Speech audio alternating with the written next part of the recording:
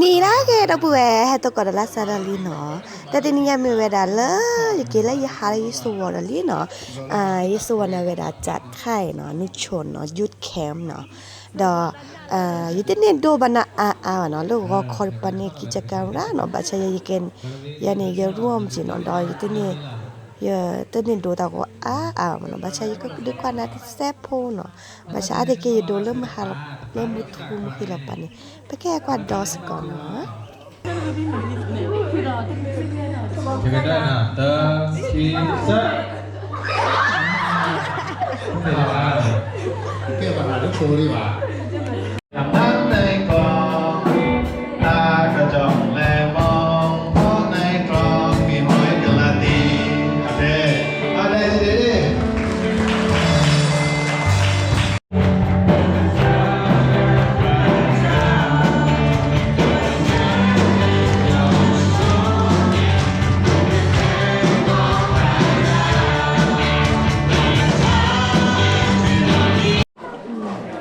다음에 무투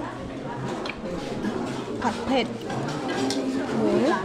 กะหล่ำไปเอาดูคุณครูสาวและพยาบาลสาวนะเนี่ยนอกยาวีโมนอกยาวีโดโม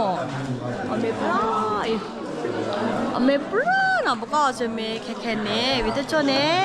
วิธีโจภาษาอะไรสิแหละมาเคียในรอบทีแล้วถิกลมเราเล่นถิกลมหมดเล่นถิกลมโผล่หล่อแกถิกลมโผล่กันเลยเราต้องกดไล่ซะเลยเนาะ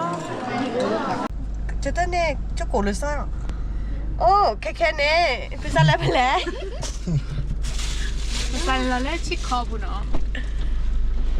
ภาษาอะไรชื่อคอบุเนาะแค่นี้ป้าตามันโลโลก็คอร์ปานในวิเวดาเกบาแล้วเนาะเมื่อก็คอปะมือเนาะแกเดี๋ยวมันก็รอแล้วชีปูไปชีไปทีโดได้ดูแล 도 โอเคไปกันเรากันเกมเนาะไปกันแล้วไปกันแล้วเราเล่นชีปูเรากันแล้วไงสกิสกอร์เราเนี่ยภาษาโอเดตาโก้ภาษาหมาได้เปลี่ยนเนาะช่วงเช้าเนี่ยประมาณโลละเลิศตับรอปูเนาะแค่นี้เลิศตับบัลรอปูแค่มันก็แลรอเลิศตับรอปูไหนคันนี้โชเฟอร์เนาะนี่ครับปุ๊กก็ขอรับไปซื้อก่อนนะเปิดเล่นในสมด้วยชนเนาะมันก็แลรอซื้อก่อนนะฮัตติลี่ไปรอรื้อแฮราดาโลประมาณ 5-6 คันนะคะจะมาแจกโชว์คือโชว์เนาะฮัตติลี่ กินมะม่วงจังเลยอ่ะกินมะม่วงจังเลยอ่ะ เดี๋ยวค่อยกินจ้ะฮัตติลี่เพราะเลยอ่ะเพราะรอที Bom, o ชอบการเราสารทิศแล้วนะ dia mi deu, bala. ฮัตติลี่เนี่ยอีกแล้วว่าที่นางงามเนี่ยนางแดนเนี่ยแต่กันล้อพวกเราดูด้วยหน่อยพวกเราสุดด้วยโชว์เลยแม่ท่าตัดขึ้นได้เจ็ดหรอจะ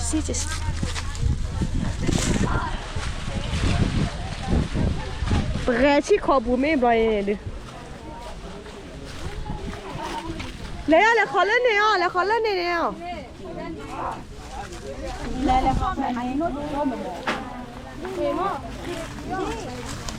และมินอมิเจ้าสาวเนี่ยจีเจนอะไรเงี้ยนี่มาแล้วเขาเล่นเดี๋ยวเล่นในเพลงนี้นี่เนาะพ่อเดี๋ยวพี่มีนักทีนี่แต่แค่มอกบมปลาแค่ในแปลติเล่นเดบุลินเนาะอีโซฟต่อมานี่ก็ย่อนี่ก็รอเกลือลุยกันต่อลุยให้เซคิบอย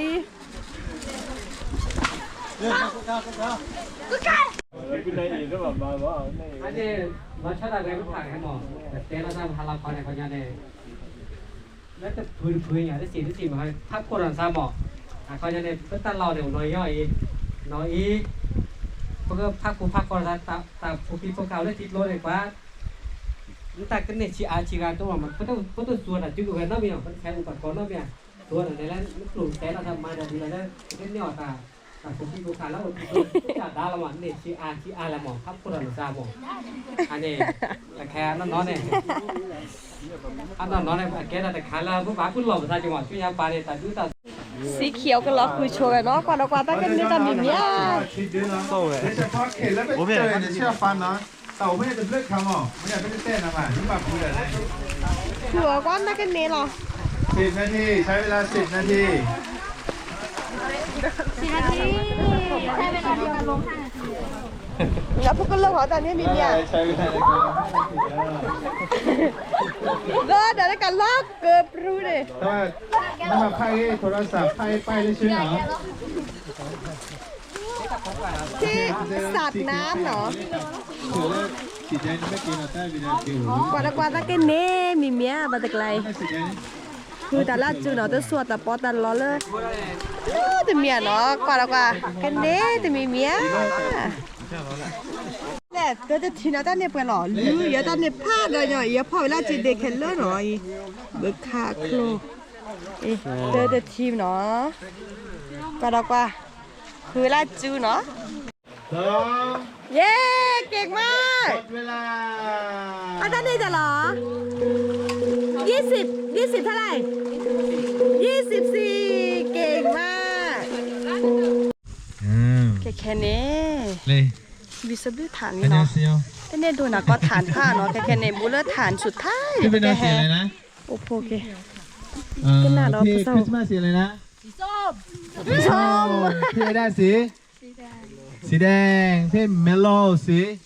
yellow yellow ว้าวพี่สี yellow นะก็คือเราได้ตัวแทนทั้งหมดมา4 คนแล้วนะมีแต่ lady เนาะไม่มีผู้ชายสักคนเลยเนาะไม่มี man เลยนะมีแต่ woman lady เนาะก็คือเราจะรับฟังเนาะความรู้สึกแล้วก็ความประทับใจแล้วก็ความรู้แล้วก็ประสบการณ์เนาะที่ได้รับแต่ละฐานเนาะว่าได้รับอะไรบ้างรู้สึกยังไงแล้วก็ประทับใจแล้วก็ได้ประสบการณ์อะไรจากแต่ละฐานบ้างเนาะเราเริ่มจากน้องคนเล็กก่อนเนาะน้องคริสต์มาสสี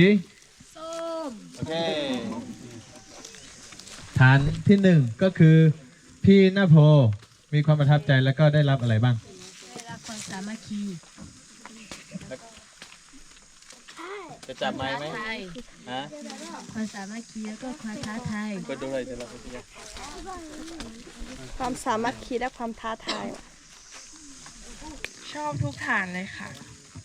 ไม่มีพิเศษเลยเหรอ ทุกอย่างพิเศษเหมือนกันหมดเลย โอเคได้ลงน้ำไหมเนี่ย ลงค่ะ โอเคได้จับอะไรบ้าง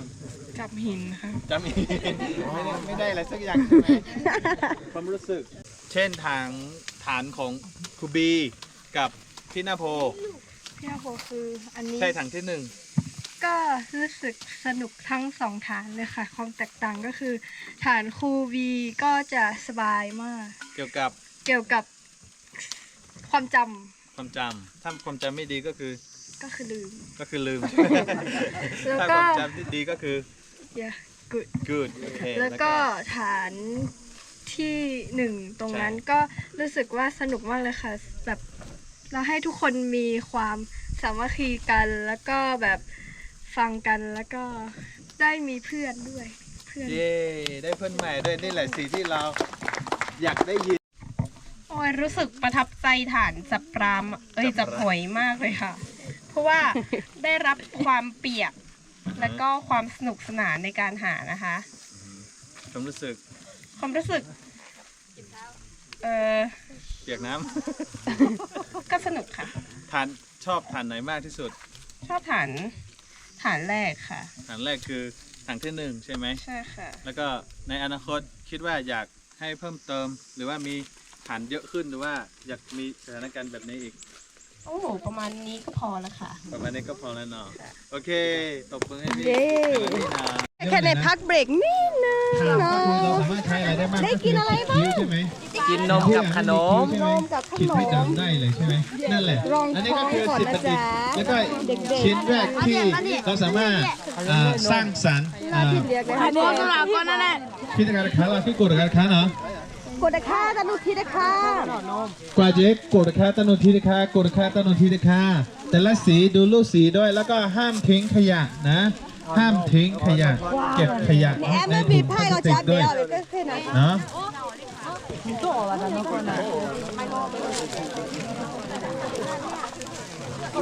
ได้อะไรบ้าง ได้นี้ค่ะดูนะ ได้นมใช่ไหมโอ้โหเฮ้ยมันดีใจสาระเล่นๆหรอ อย่าสั่นเลยแบบสั่นเลยหรอกระป๋องนมว่าถุงพลาสติกสามารถประดิษฐ์ประดังอะไรได้หลายอย่างนะเราใช้สิทธิ์ประดิษฐ์ได้หลายอย่าง คือแน่นอนจ้ะ พี่เลี้ยงพี่เลี้ยงพี่เลี้ยงโนโอ้แต่หนุชีเขาจะตีนะ โน่ได้ปีเลยเนี่ย มีนั่นโดลี่นอได้เป็นหรือเปล่า ชอบความมันลูก นี่ออกตลอดโนกันทีออกรองท้องเขาจะเนาะแต่ที่นี่นี่มีบากันเลยเนี่ยเอามันเนาะอร่อยไหม จีแรกเลยค่ะพี่จอนมอแต่การเต้นนี่เราสู้ได้จุดเลยใครที่ยังไม่ได้ขนมและนมยกมือขึ้น อ๋อสิโก แต่การเต้นนี่โกรธตันนุทีด้วย เลี้ยงไปช่างภาพทัดโดดไหม อ๋อได้ไงนั่นคอนแลนแล้วสอนได้อาโกตุเพราะอุซิจะเดินเอาเข้าเขาเลยแกที่จริงเลยโกรธ เลี้ยงกามากาแต่น่าโพนมด้วย นี่ไหนแล้วแค่โกรธแล้วนี่ไหนที่ไหน พาเบรกเอาจะได้จบคนเนาะ อ๋อให้หัวหน้าสีดูแลลูก Kaya sugar dah le pasal ateng pasal mo. Ini teng bene. Dia lah. โอ้ไม่ตลกก็ดีมาก Pu mo, pu lah. Lagi lah mo te pu. Pada le pu dah.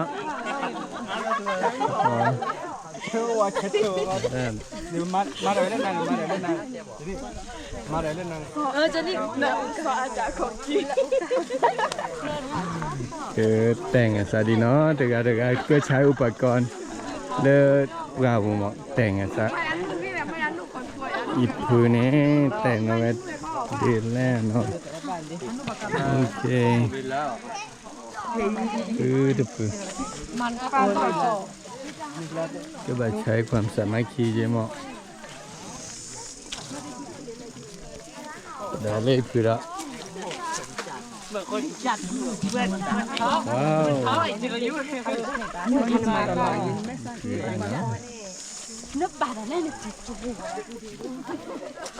บรรยากาศ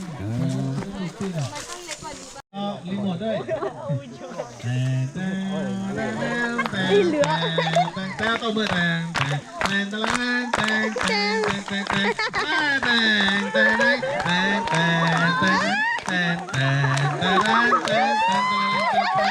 าวคะแนนดีนะไม่ทำแล้ว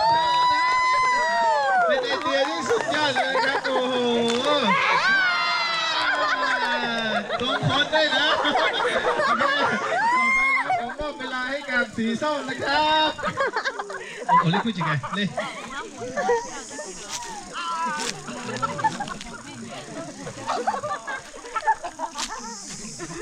ขอรอ AI ก่อนเชียแกไม่ได้ชุดเลอะซูดานปานีเนาะเลอะแอฟริกาใต้ปานีมีแล้วเผา มีละเผาซูลูทูเนี่ยดูเนี่ยดูอะแกเนี่ยแกทำจัดเลอะเนี่ยปานะแกทู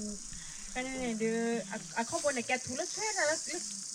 ก็ขับผ่านเนี่ยแกทูแล้วช่วยแกทูอะแกแล้วก็แล้วเนี่ยนะเนี่ยร้องอ่ะนี่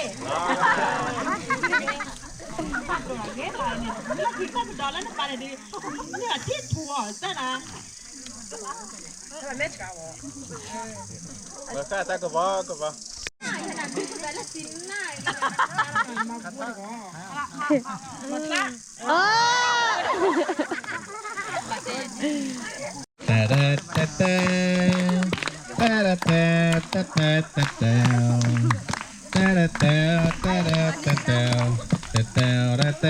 Hallelujah, amen.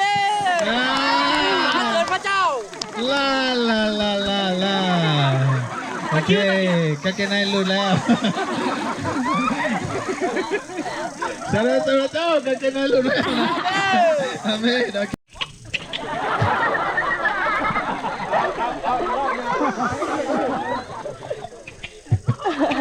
ฮาเลลูยาอาเมนผมเปิดได้สีเขียวหมดแต่นี่ยังแต่ดีเนี่ยเปิดแล้วโชว์เผากลอดตื่นอ่ะแกได้ไหมล่ะแกน่ะพอสักวันเลิกเปลือยเลยพอสักวันรอคอยเลิกเปลือยอ่ะเลิกอีเนี่ยแกครีมกันแดดอ่ะนี่ไงครีมกันแดดตัวแบบมันเลื่อนเลยแบบทูเนาะทูเนาะแต่แบบแบบแปรอ่ะดิจอมือจะบาดแบบแม่เลยอีกครั้งนึงเลยแกเวลาก็คือดิจอยังมั้งนี่ไงตัวประมาณแกคือดอ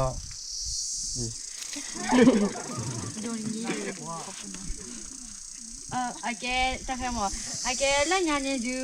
맵서 두 마이로 라 아게 셀라 바브아사로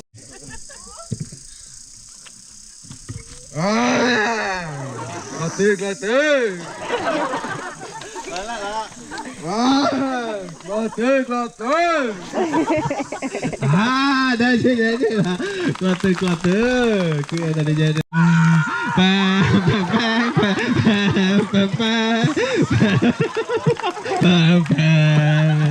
Là cái chế mấy người. Ok, thoải lắng này. Thật là mưa.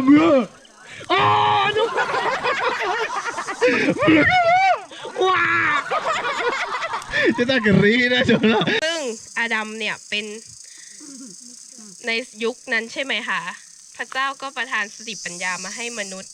ซึ่งมนุษย์เนี่ยก็มาต่อยอดเป็นการทำเสื้อผ้าอย่างเช่นอย่างนี้นะคะ ซึ่งเป็นสิ่งธรรมชาติล้วนๆเลยนะคะ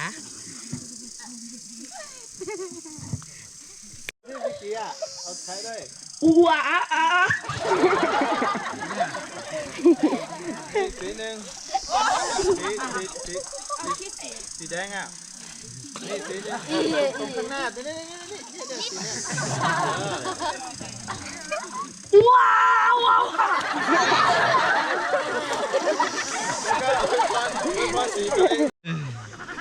โอเคชมภาพแต่ละซูลูนั่นก็พอได้ที่กว่าเลิศเลยพอได้ซูลูมันก็ชนภาพแต่ละกาลิลูเล่าไปพอจะกันนำไม่ภาษาขนาดเตอร์คีซะ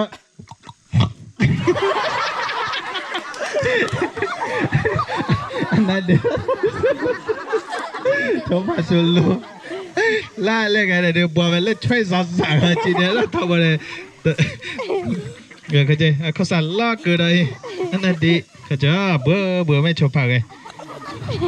แต่เล่นจอบปลาอยากก็มาเลยจ้าเตอร์คีซะว้า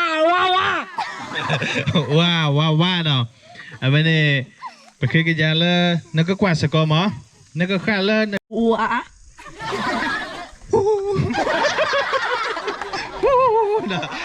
แต่เลิศสันสิเนี่ยฉุยว่าเยอะนะแต่เลิศสิเนี่ยฉุยว่าแต่เลิศฉุยว่าเยอะเดี๋ยวโอ้ยเนี่ยเจ้าก็คิดว่าโอ้ชัวร์แล้วนักกว่าเลยเนาะ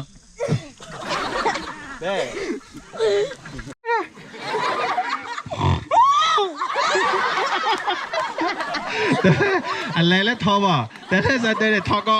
แต่ฉันเอาอย่างอันนี้ฉันลื้อทออยู่นะใช่ไหมแล้วฉันสิเนี่ยนักกระจายก็ทอแล้วนี่สิเนี่ยอ่ะโดนไม่ชิเลย